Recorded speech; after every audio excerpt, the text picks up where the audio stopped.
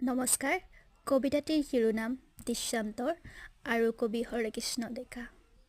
২৫ বছৰৰ আগতে এই ঠাইতে এজনক লগ পাইছিলোঁ।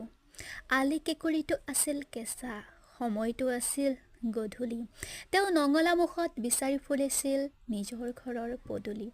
এটা পঁজাঘৰ, আকাশ দিয়াই কেইজোপামান কাকিনি তামোল, ঘৰৰ দাঁতিত আগলি বাঁহৰ নমিত নমস্কাৰ।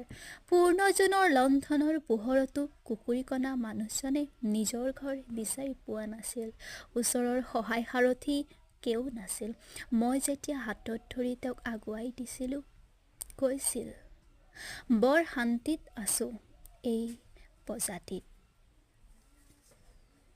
আজি এই ঠাইতে লগ পালোঁ আৰু এজনক, বুদ্ধ ন্যূৰ্যতে।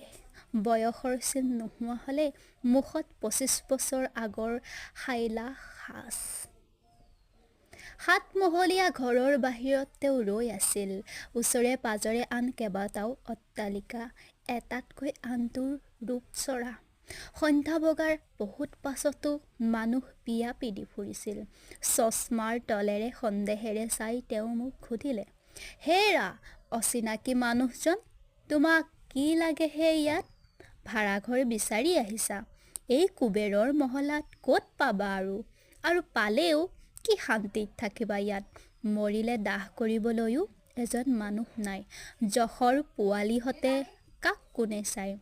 এই বুলি কৈ তেওঁ ৭ মহলীয়া ঘৰৰ ভিতৰলৈ সোমাই গ'ল। এই কংক্ৰিটৰ হাবিখনত তেওঁক বিচাৰি নাপালোঁ আৰু বৰ অশান্তিৰে উভতি আহিলোঁ। ধন্যবাদ।